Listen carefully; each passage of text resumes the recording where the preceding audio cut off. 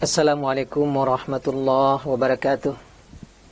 Innal hamdalillah nahmaduhu wa nasta'inuhu wa nastaghfiruh wa nastahdihi wa natubu ilaih wa na'udzu billahi min syururi anfusina wa min sayyiati a'malina. May yahdihillahu fala mudilla lahu wa may yudlil fala hadiya lahu. Asyhadu an la ilaha illallah wahdahu la syarika lah wa asyhadu anna Muhammadan abduhu wa rasuluh sallallahu alaihi wa ala alihi wa sahbihi wa sallama tasliman katsira. Ma'asyiral muslimin wal muslimat rahimakumullah, kaum muslimin dan kaum muslimat, hamba-hamba Allah dimanapun berada.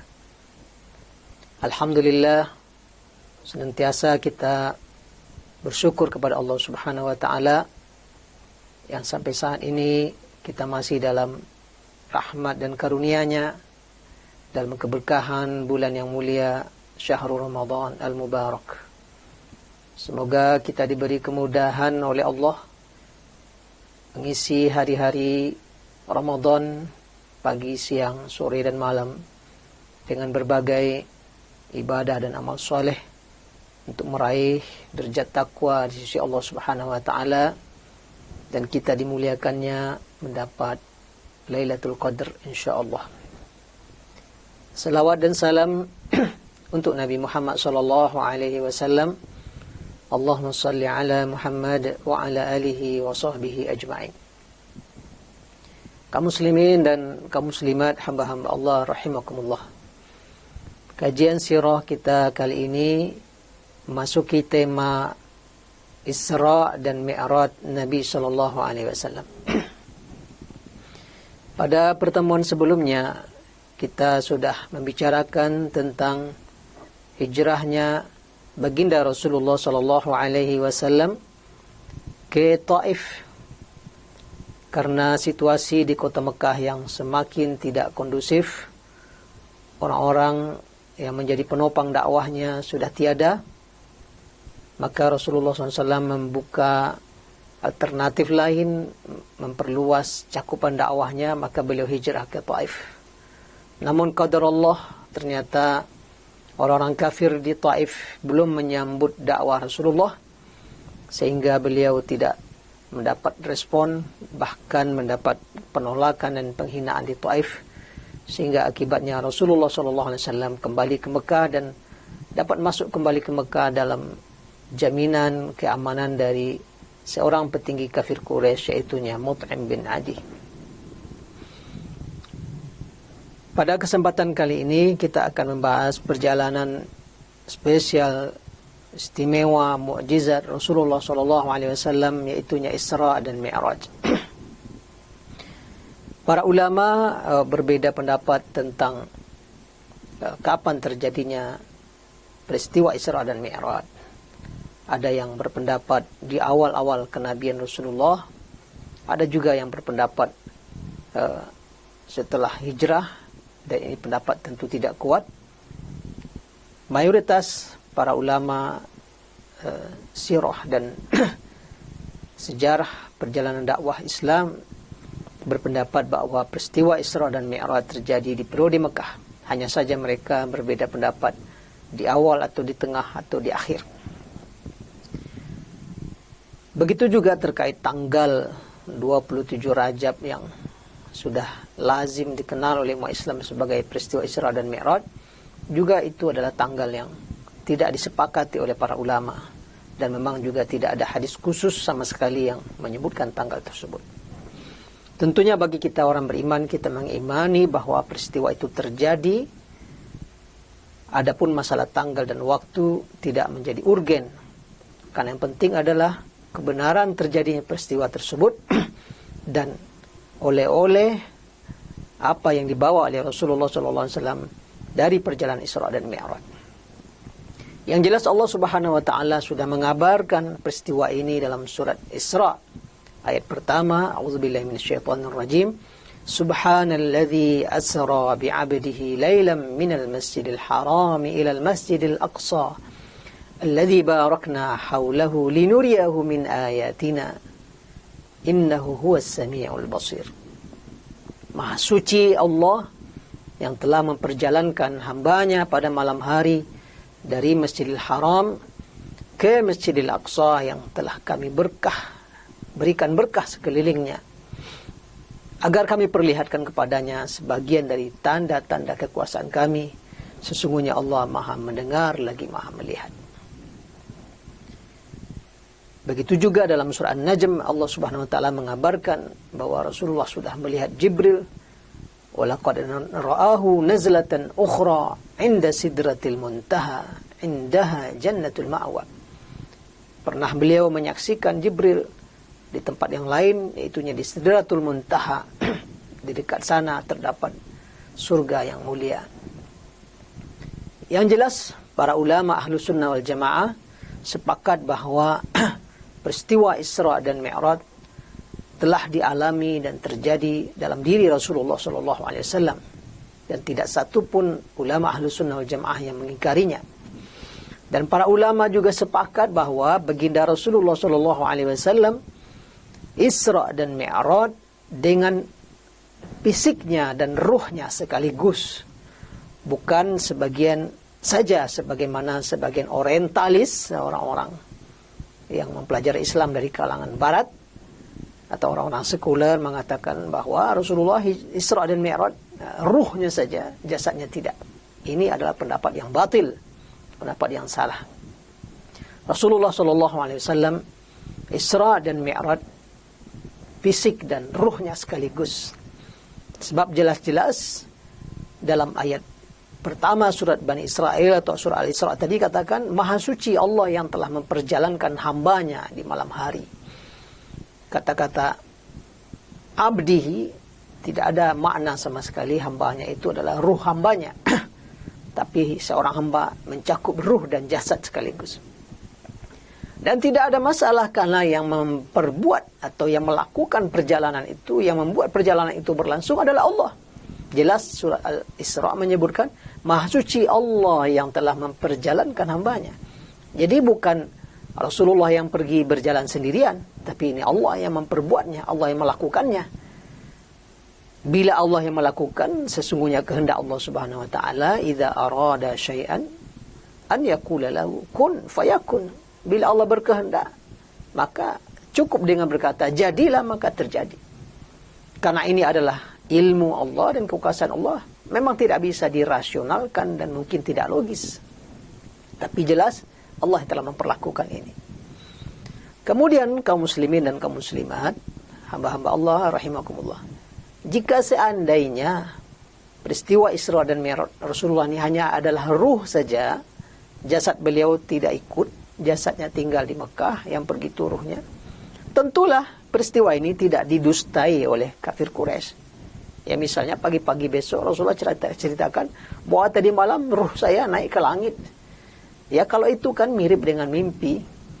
Maka kalau ada orang bercerita tentang mimpi, orang lain juga tidak akan komplain dan tidak akan protes. Misalnya kita berkata, wah saya tadi malam tidur, lalu mimpi bertemu dengan Presiden Amerika, dengan Raja Arab Saudi, dengan Raja negara-negara dunia, kumpul saya sama mereka semuanya.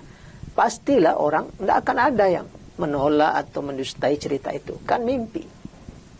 Tapi semua buku sejarah, semua buku sirah menceritakan bahwa begitu paginya Rasulullah bercerita dia telah Isra dan Mi'raj, seluruh kafir Quraisy mendustainya. Pendustaan ini menunjukkan bahwa Rasulullah Isra dan Mi'rajnya dengan jasadnya dan ruhnya. Kalau hanya sekedar ruh berarti mimpi. Pasti tidak akan ada yang mendustainya. Pendustaan kafir Quraisy ini menjadi bukti bahwa Rasulullah melakukannya secara fisik. Nanti kita ceritakan kisah kejadiannya. Yang jelas perjalanan Isra dan Mi'raj ini memang menjadi sebuah titik balik dakwah Rasulullah SAW. Pasca dia mengalami tahun duka cita, wafatnya Abu Talib, sang paman yang membela dakwahnya dan wafat dalam keadaan kafir.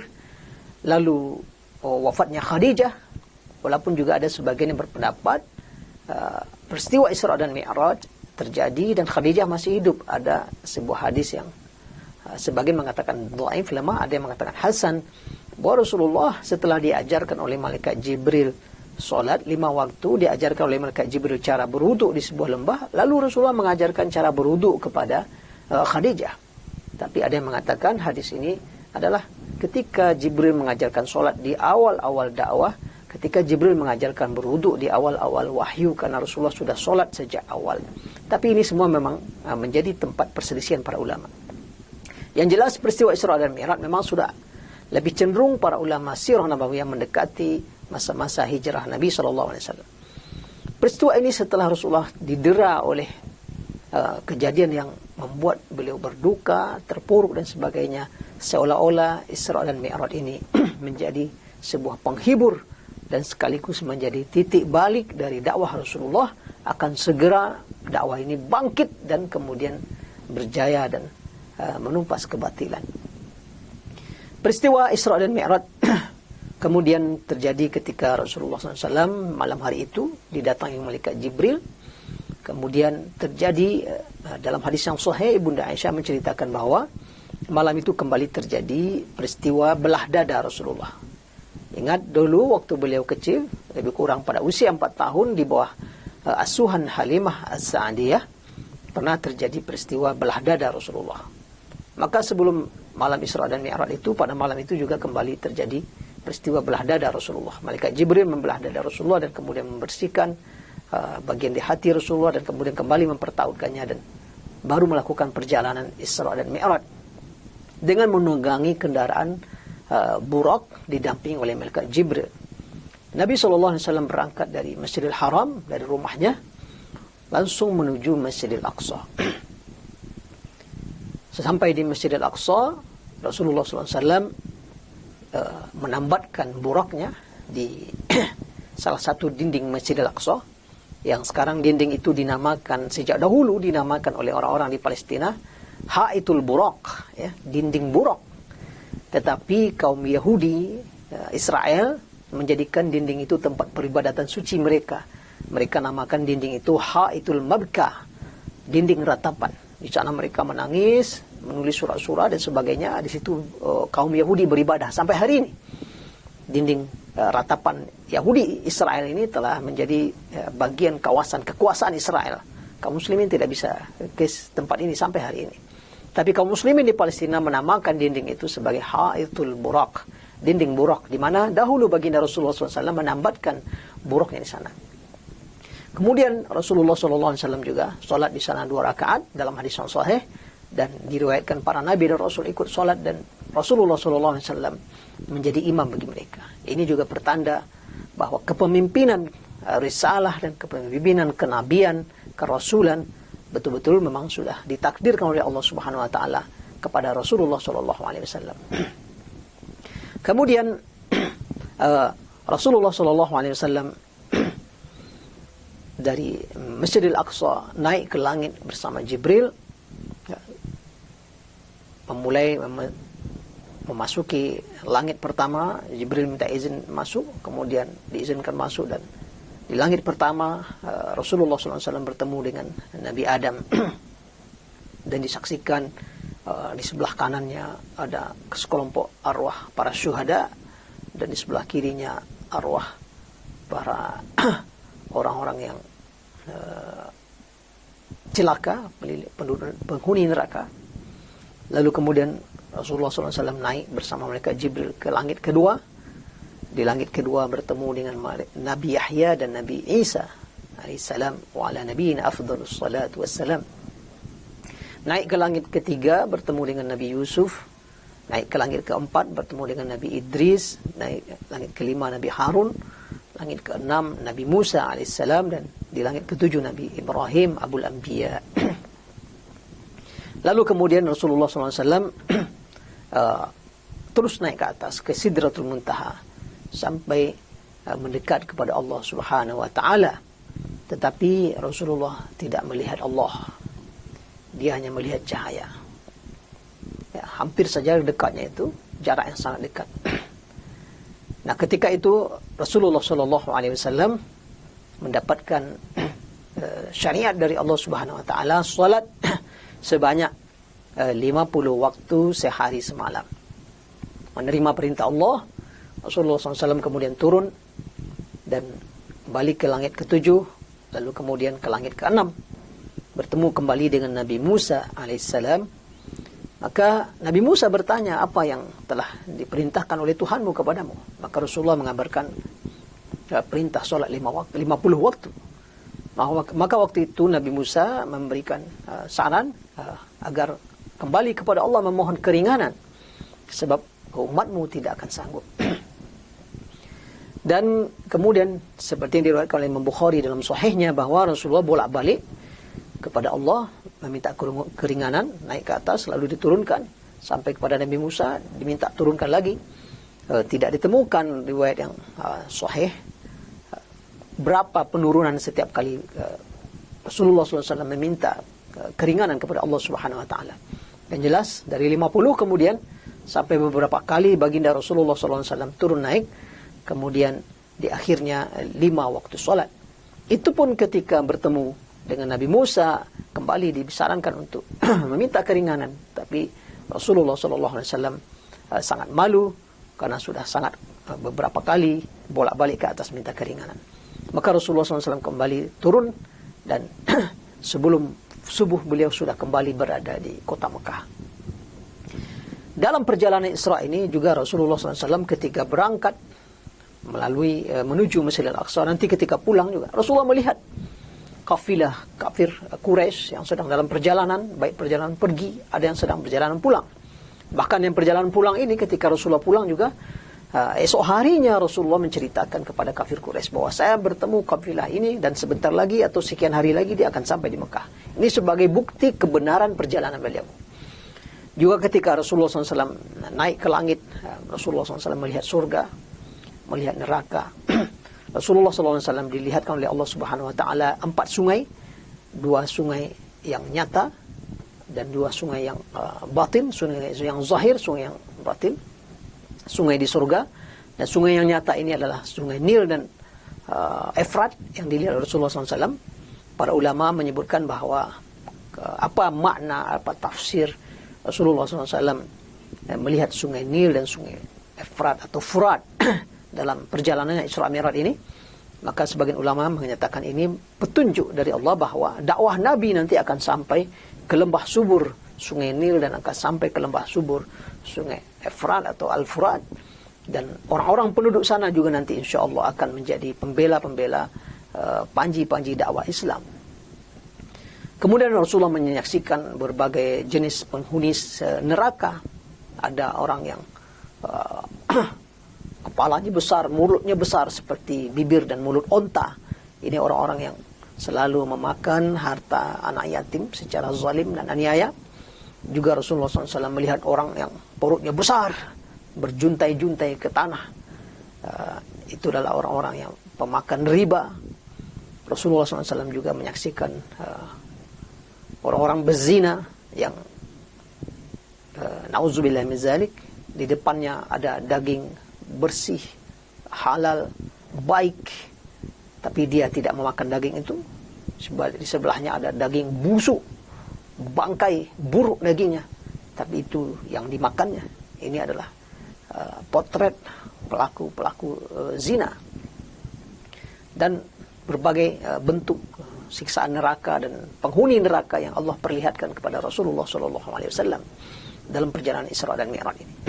Juga diriwayatkan ketika Rasulullah SAW di Palestina, sebelum naik ke langit, Rasulullah disuruh memilih oleh malaikat Jibril antara susu dengan tua. Maka baginda Rasulullah SAW memilih air susu dan meminumnya. Maka Jibril mengatakan, laqad ikhtartal fitrah. Kama qala Rasulullah SAW, Jibril mengatakan engkau telah memilih kesucian dengan memilih minum air susu dan tidak memilih air tua. Ini beberapa peristiwa yang disaksikan oleh Rasulullah SAW.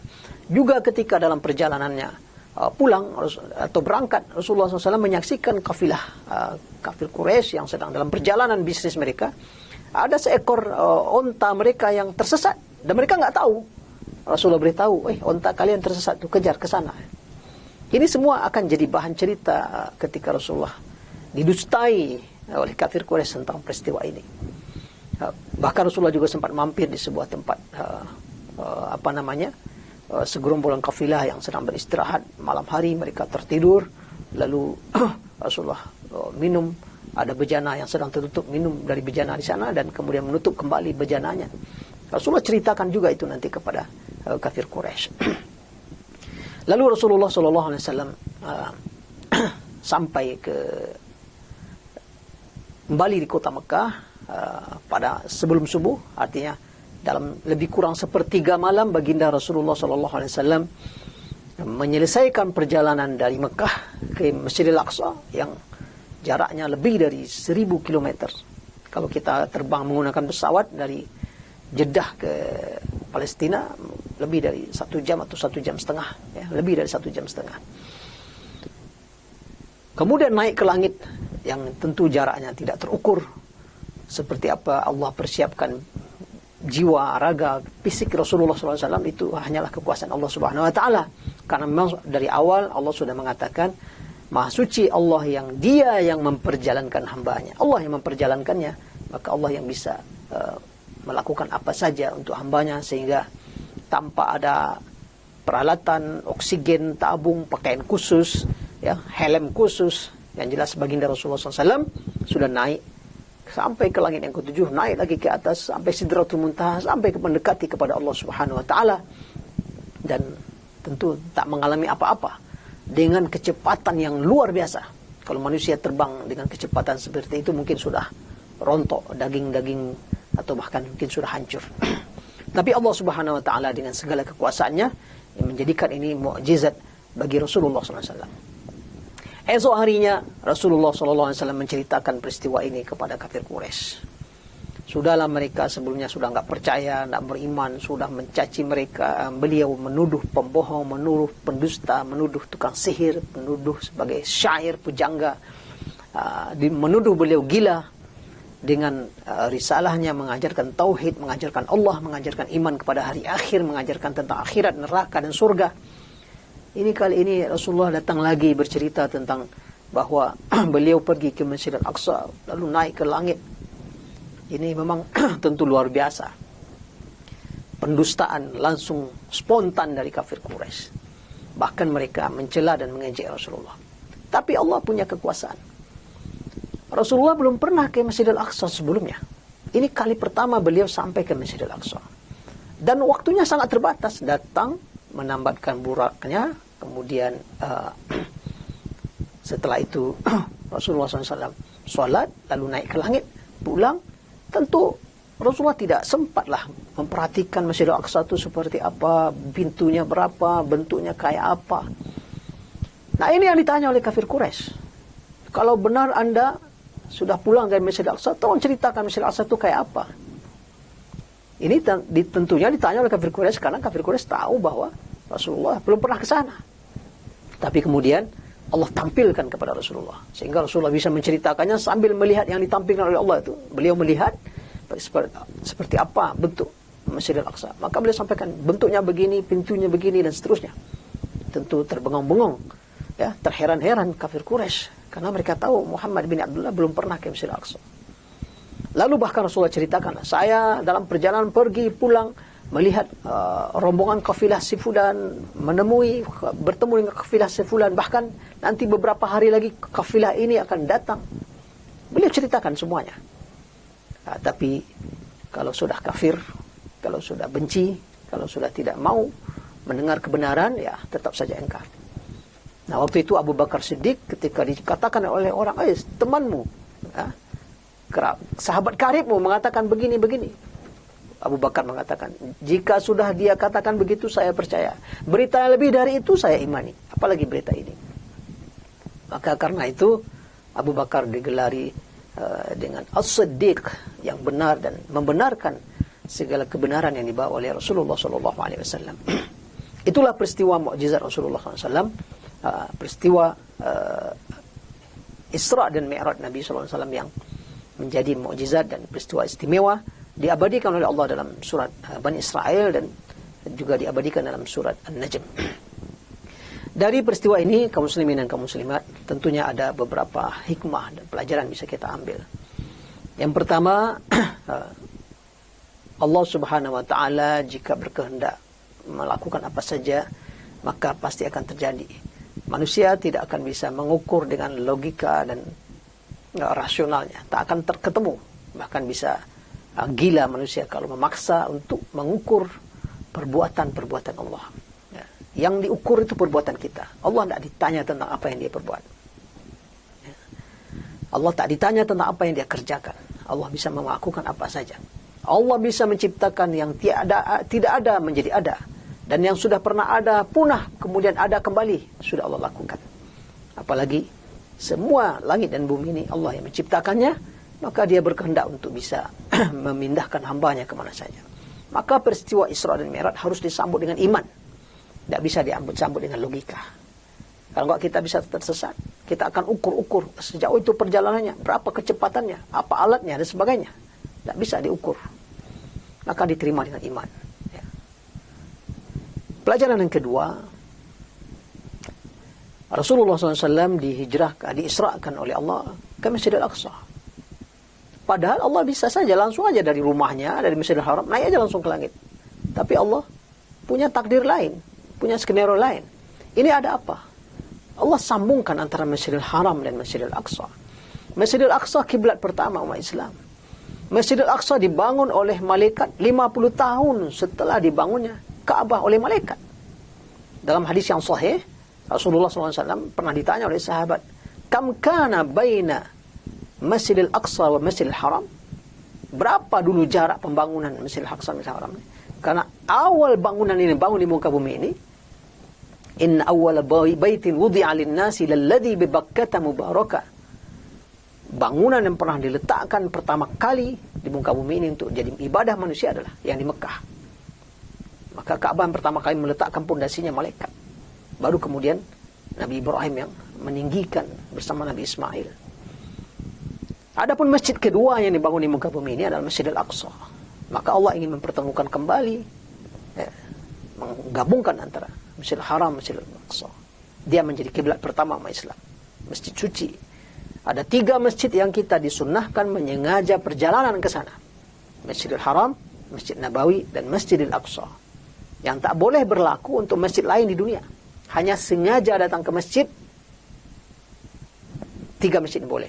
Tapi kalau kita kebetulan datang ke sebuah kota, lalu ada masjid bagus, di situ kita mampir, itu silakan saja. Tapi niat sengaja melakukan perjalanan jauh dari rumah kita, dari kampung kita, ke sebuah masjid di kota lain, atau di provinsi lain, atau di pulau lain, hanya karena masjid itu, maka ini menyelisihi sunnah Rasulullah SAW. Itu keutamaan Masjid Al-Aqsa. Dan ini juga memastikan bahwa risalah alamiah Rasulullah, ya, dakwah Rasulullah yang untuk semesta alam kembali ditegaskan oleh Allah dengan menyambungkan antara Masjid Al-Aqsa dan Masjid Al-Haram. Sebab mayoritas Nabi dan Rasul semuanya diutus kebanyakan di negeri Syam atau di Palestina. Apalagi diperkuat dengan Rasulullah SAW salat di sana bersama para Nabi dan Rasul dan beliau yang menjadi imamnya. Ini memastikan dan menegaskan bahwa risalahnya satu dan bersama-sama risalah Tauhid dan Rasulullah sebagai penutup risalah ini. Hikmah yang paling besar yang seharusnya itulah yang kita fikirkan setiap waktu, setiap saat, bahwa Rasulullah SAW pulang dari Isra dan Mi'raj membawa salat. Kita boleh memperingati setiap tahun, kita kaji lagi peristiwa Isra dan Mi'raj, masih mubah hukumnya.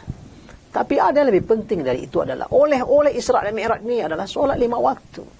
Inilah yang harus kita jaga, inilah yang harus kita rawat, inilah yang selalu kita perhatikan setiap hari. Setiap muslim dan muslimah yang selalu menjaga solatnya dengan baik, pada hakikatnya dia sedang mengabadikan Isra dan Mi'raj Nabi SAW. Apalah artinya 3 kali, 4 kali kita ikut peringatan Isra dan Mi'raj, tapi solat tetap lalai, solat kita tetap tidak teratur. Tentunya tidak ada makna di balik itu semuanya. Begitu banyak sebenarnya pelajaran dari peristiwa Isra dan Mi'raj yang bisa kita gali dalam kehidupan kita dalam berdakwah di jalan Allah, juga dalam memenuhi kebutuhan kita beribadah kepada Allah Subhanahu wa taala. Demikian yang bisa kita sampaikan kajian peristiwa Isra dan Mi'raj. Aqulu qouli hadza wa astaghfirullah li wa lakum wa lisairil muslimina wal muslimat wal mu'minina wal mu'minat fastaghfiruh innahu huwal ghafurur rahim. Wallahu a'la wa a'lam bissawab. Wassalamualaikum warahmatullahi wabarakatuh. Yuk dukung program dakwah Islam di Radio SIP FM. Salurkan donasi Anda melalui rekening BNI Syariah 12300002112 atas nama PT Radio Suara Indah Pesona Prima.